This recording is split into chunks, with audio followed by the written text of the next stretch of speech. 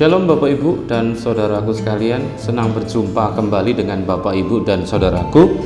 Hari ini kita bersama-sama akan bersekutu belajar firman Tuhan untuk persiapan perjamuan kudus yang akan kita laksanakan pada minggu besok tanggal 10.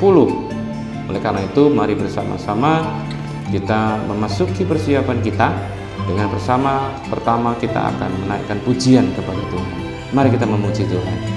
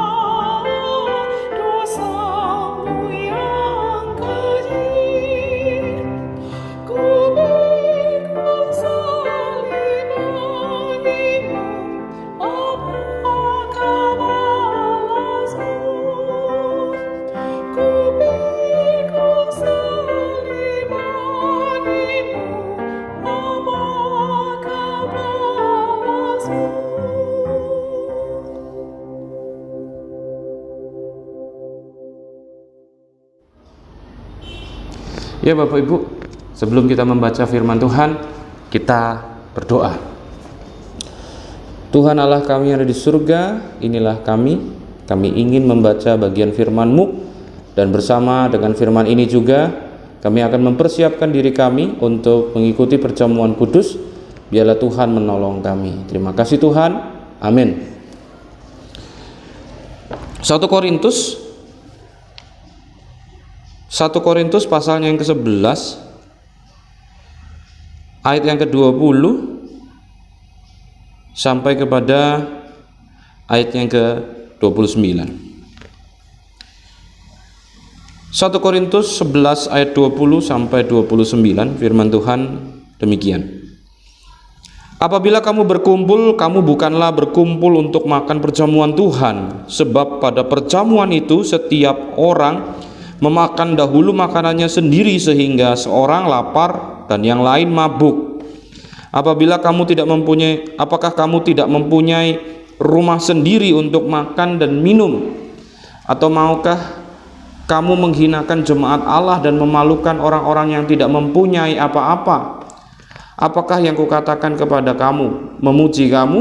Dalam hal ini aku tidak memuji, sebab apa yang telah kuteruskan kepadamu telah aku terima dari Tuhan, yaitu bahwa Tuhan Yesus pada malam waktu ia diserahkan mengambil roti, dan sesudah itu ia mengucap syukur atasnya, ia memecah-mecahkannya dan berkata, inilah tubuhku yang diserahkan bagi kamu, berbuatlah ini menjadi peringatan akan aku. Demikian juga ia mengambil cawan sesudah makan lalu berkata, cawan ini adalah perjanjian baru yang dimeteraikan oleh darahku.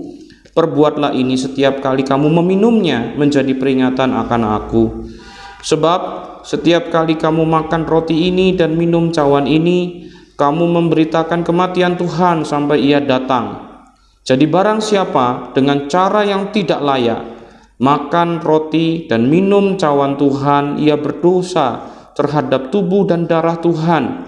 Karena itu, hendaklah tiap-tiap orang menguji dirinya sendiri, dan baru sesudah itu ia makan roti dan minum dari cawan itu. Barang siapa makan dan minum tanpa mengakui tubuh Tuhan, ia mendatangkan hukuman atas dirinya. Sampai sedemikian jauh pembacaan firman Tuhan kita. Nah, Bapak Ibu dan saudaraku sekalian, perjamuan kudus di dalam gereja kita, Gereja Kristen Indonesia, merupakan sakramen. Satu sakramen lagi yang bersamaan dengan perjamuan kudus adalah sakramen baptisan kudus. Nah, baptisan kudus dan sakramen perjamuan kudus adalah dua keping mata uang. Jadi walaupun sisi keping beda dengan sisi keping satunya, tapi itu sesuatu yang menempel jadi satu. Siapa yang akan mengikuti perjamuan kudus? Mereka yang telah menerima baptisan kudus. Beberapa waktu di masa lalu bahwa ada jeda di antaranya dengan menaruhkan CD untuk menjadi syarat untuk perjamuan kudus. Tetapi kita belajar untuk bisa melihat bahwa jangan memisahkan antara sakramen dengan menaruhkan CD di tengah-tengahnya. Oleh karena itulah kemudian gereja kita memahami bahwa siapakah yang menerima perjamuan kudus? Mereka yang telah menerima sakramen baptisan kudus. Nah, oleh karena itulah Bapak Ibu dan Saudaraku sekalian, di dalam Sinode GKI Jawa Tengah kita mengundang kepada setiap anggota baptis, baik itu yang sudah dewasa ataupun yang masih kanak-kanak yang sudah dibaptis, untuk mengikuti perjamuan kudus. Nah, Bapak Ibu dan Saudaraku sekalian, jadi besok kalau Bapak Ibu dan Saudaraku sekalian bisa datang perjamuan kudus, sangat diharapkan sekali. Kalau Bapak Ibu dan Saudaraku sekalian bisa membawa anak dan anak dipersiapkan untuk mengikutinya, juga monggo. Tapi kalau belum, bisa ditunda. Tapi hakikatnya adalah sakramen baptisan kudus dan sakramen perjamuan kudus adalah dua hal yang terikat satu dengan yang lain. Nah, mungkin ada yang bertanya, Bapak Ibu dan Saudaraku sekalian, bagaimana dengan anak-anak yang mengikuti perjamuan kudus walaupun memang sudah dibaptiskan, tapi apakah ia sudah memahami apa yang dimaksudkan dengan perjamuan kudus, bahwa roti itu adalah tubuh Kristus dan bahwa anggur itu adalah darah Kristus? Mereka belum mengerti dan memahaminya.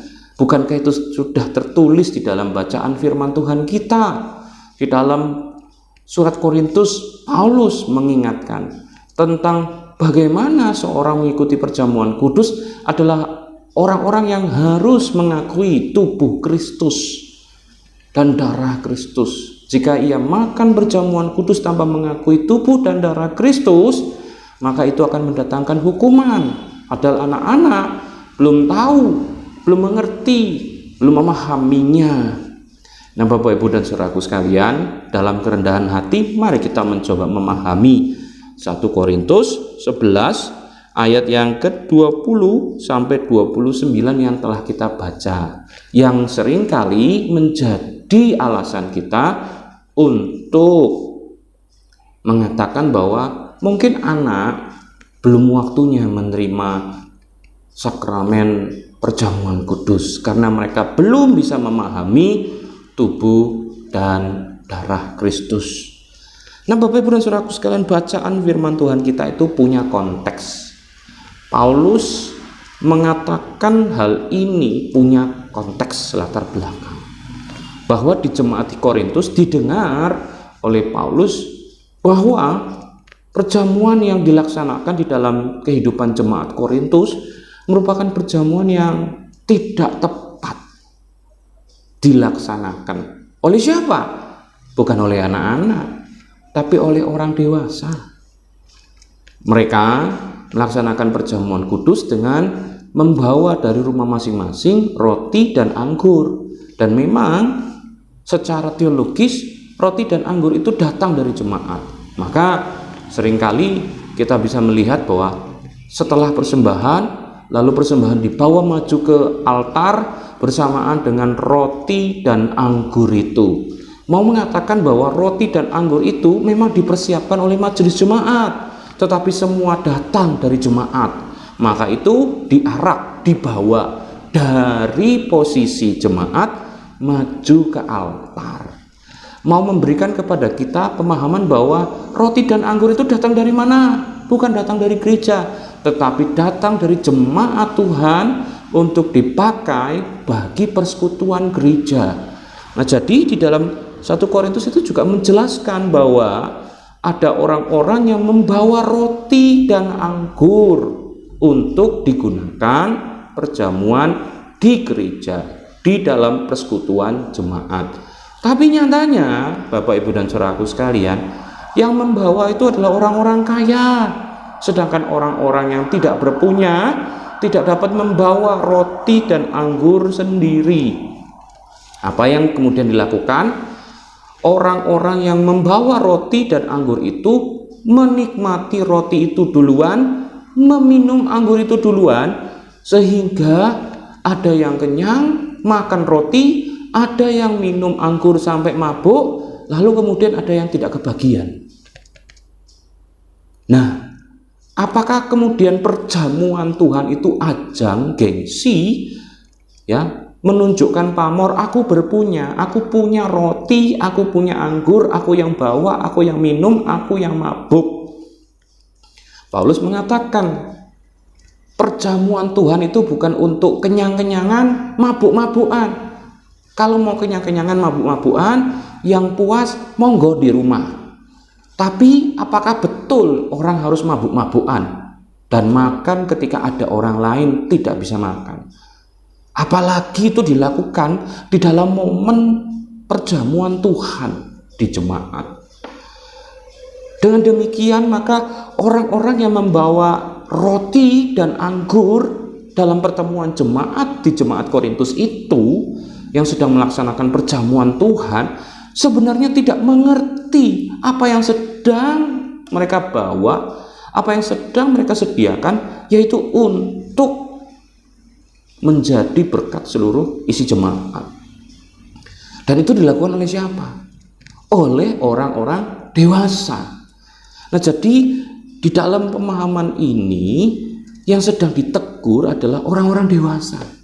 Bahwa orang-orang dewasa entah kenapa dalam kekonyolannya, ya, di dalam ketidakmengertiannya, kemudian melaksanakan perjamuan Tuhan tanpa memahami untuk apa perjamuan itu. Untuk memperingati tubuh dan darah Kristus, untuk menjadi satu kesatuan tubuh dan darah Kristus melalui perjamuan itu dengan orang-orang lain yang tidak berpunya. Bukan gagah-gagahan siapa yang bisa bawa banyak, siapa yang bisa bawa anggur terbaik, dan kemudian mabuk sendiri, kenyang sendiri, orang lain tidak kebagian. Nah, bukankah itu malah mencemari roti dan anggur perjamuan yang adalah tubuh dan darah Kristus? Nah, oleh karena itulah Paulus sedang mengkritik. Paulus sedang mengkritik orang-orang dewasa yang harusnya menjadi panutan, contoh, teladan untuk yang muda, untuk yang baru mengenal Kristus. Bagaimana harusnya melaksanakan perjamuan Tuhan? Bagaimana? Nah, oleh karena itulah maka Paulus mengatakan kalau begitu harus ada sebuah pengujian diri, ya, untuk sebelum memasuki perjamuan kudus. Untuk apa pengujian diri itu? Untuk kita bisa memahami bahwa kita bukan lagi main-main dalam perjamuan kudus itu, dan kita bukan lagi show off tentang kekayaan, kemampuan kita memberi roti dan anggur, tetapi betul-betul menjadi sebuah perjamuan Tuhan di mana Tuhan mengundang setiap orang untuk menerima kasih-Nya dan bersekutu di dalam dirinya, dan Dia menggunakan orang-orang yang bisa menyediakan anggur dan roti itu bukan untuk show off, tetapi menjadi perpanjangan tangan Tuhan untuk mengerjakan pelayanan Tuhan bagi setiap orang, baik untuk orang kaya, orang miskin, orang yang cacat, orang yang sempurna, di dalam segala rentang usia. Nah, jadi Bapak Ibu dan Saudaraku sekalian, di sini kita bisa memahami bukan sedang merintangi anak-anak, Loh anak-anak, kamu belum mengerti ini tubuh dan darah Kristus. Lah ya karena dia belum mengerti itulah, maka yang sudah mengerti harus mengajarkan, membiasakan, supaya anak-anak bisa mengikuti, memahami, dan akhirnya nanti menghidupinya. Nah jadi Bapak Ibu dan Saudaraku sekalian, oleh karena itulah saya mencoba dalam pertemuan ini menjelaskan bahwa duduk perkara 1 Korintus 11 yang kita baca ini mau menegur kita yang dewasa tentang bagaimana kita sendiri melaksanakan perjamuan kudus. Ya, jangan sampai perjamuan kudus itu cuma kegiatan rutin 3 bulan atau 4 bulanan tentang makan roti dan minum anggur yang cuma seiprit sedikit-sedikit dan kita ngomong ini adalah tubuh dan darah Kristus. No, jangan jadikan rutinitas, jangan menghilangkan makna. Buat yang dewasa harus mencoba memahami bahwa pertemuan 3 atau 4 bulanan yang dilaksanakan di gereja kita dalam perjamuan kudus adalah sesuatu yang sangat sakramentum, momen yang sangat sakral, di mana tubuh dan darah Kristus diberikan kepada kita melalui kita dan untuk setiap orang.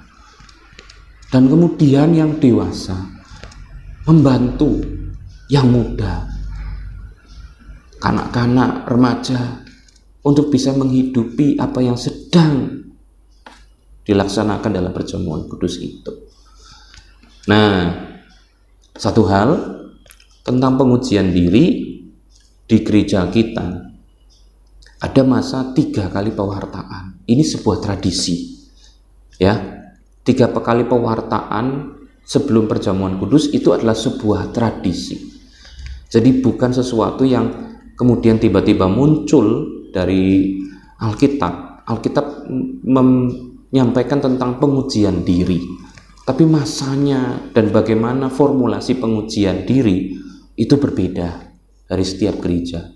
Ada gereja yang 1 minggu sebelum langsung diwartakan, besok kita akan melakukan perjamuan kudus. Ada gereja yang tidak, tapi setiap minggu memang selalu ada yang disebut dengan ekaristi, dan itu menjadi sebuah hal yang terus melakukan pengujian pribadi dalam kehidupan kita. Ada yang seperti itu.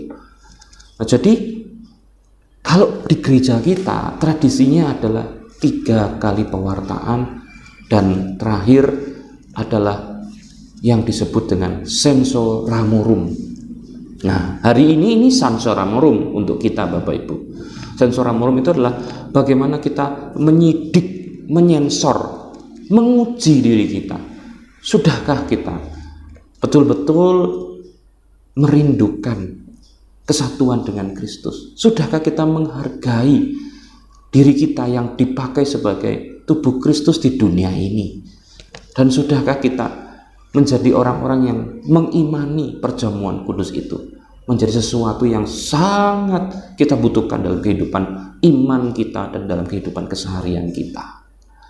Nah, jadi seperti itu ya Bapak Ibu dan saudaraku sekalian. Saya cukupkan firman Tuhan kita dan kita masuk ke dalam persiapan kita. Bapak Ibu, saya akan membacakan kepada kita formulir liturgis persiapan perjamuan kudus. Mungkin Bapak Ibu ada yang tidak datang dalam persiapan-persiapan sebelumnya, tapi pada kesempatan saat ini saya akan membacakan formulir liturgis persiapan perjamuan kudus ini untuk dipakai sebagai pengujian diri kita sebelum kita memasuki perjamuan kudus pada tanggal 10 Oktober mendatang.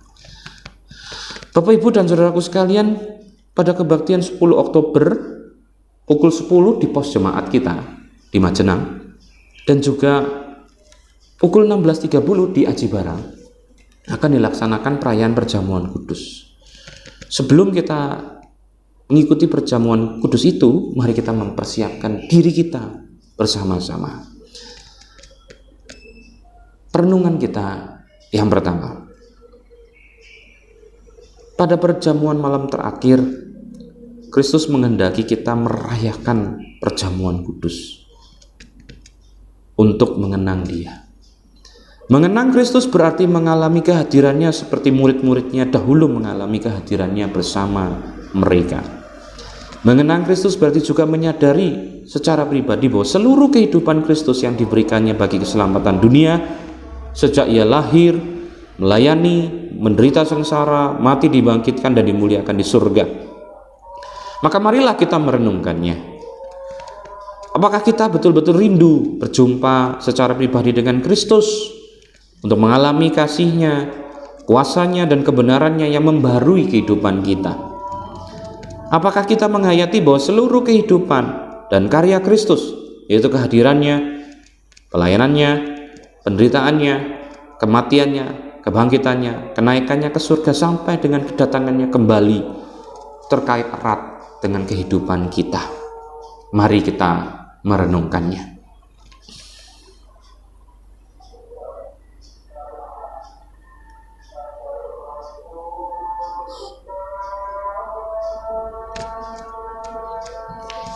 Perenungan kita yang kedua. Pada perjamuan malam terakhir ketika Kristus memecahkan roti dan mengangkat cawan, ia membagikan tubuh dan darahnya sendiri kepada murid-muridnya. Menerima tubuh dan darah Kristus berarti dipersatukan dengan Dia sehingga Ia menjadi kepala kita dan kita adalah tubuhnya. Menerima tubuh dan darahnya berarti juga dipersatukan dengan semua orang yang menerimanya menjadi satu tubuh dan satu roh. Marilah kita merenungkannya.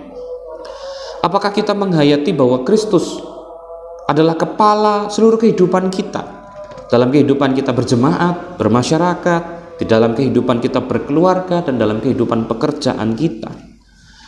Apakah kita menghayati bahwa kita adalah anggota tubuh Kristus yang harus saling mengasihi seorang terhadap yang lain? Mari kita merenungkannya.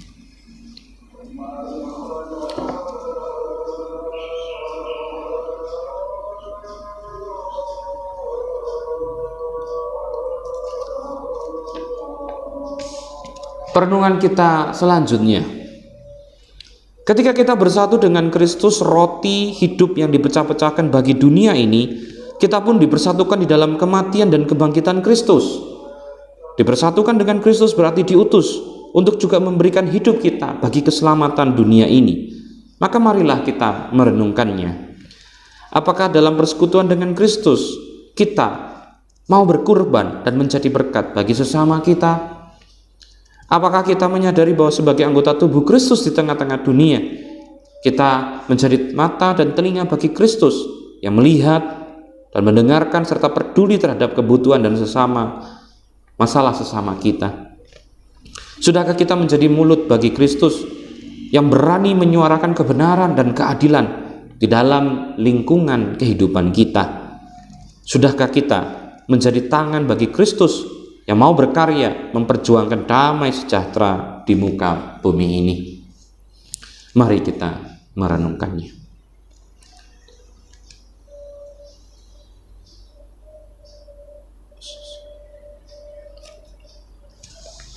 Bapak, Ibu, dan saudaraku sekalian, sesungguhnya kita penuh dengan segala kekurangan, segala keberdosaan, tetapi Tuhanlah yang memanggil kita, dan kami meyakini bahwa Roh Kudus telah diberikan pada diri saya, diri Anda, kita semua, gerejanya, dan pastinya Roh Kudus yang telah ada di dalam diri kita masing-masing menolong kita semua di dalam mempersiapkan diri untuk dapat menyambut perayaan perjamuan kudus pada tanggal 10 Oktober mendatang pukul 10 di Pos Jemaat Karangkucung Majenak dan pukul 16.30 di GKI Aji Barang. Tuhan menolong kita. Mari kita tutup di dalam doa. Tuhan, perjamuan kudus adalah sesuatu yang kami laksanakan rutin 3 atau 4 bulan sekali dalam 1 tahun. Ada sebuah godaan bahwa kami kehilangan makna. Makan roti dan minum anggur seakan-akan seperti makan dan minum biasa. Kami sadari bahwa kami seringkali demikian adanya.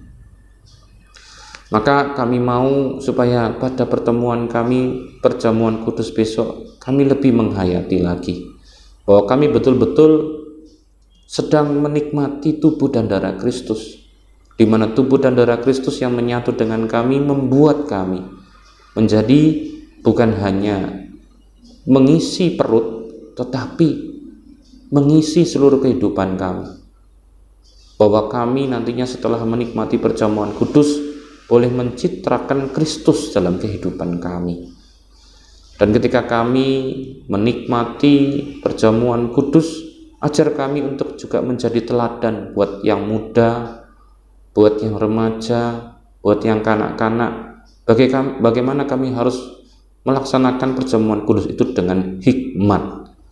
Oleh karena itu kami berdoa untuk pelayan Tuhan, yaitu pendeta dan para penatua yang akan melayani pelayanan meja. Biarlah Tuhan boleh menolong. Terima kasih Tuhan, inilah doa kami. Kami berharap cuaca cerah pada pertemuan 10 Oktober besok dan kami diberikan kesehatan. Dalam nama Tuhan Yesus Kristus kami berdoa. Amin. Demikian pertemuan kita. Sampai jumpa lagi pada Kamis yang akan datang. Tuhan memberkati kita. Amin.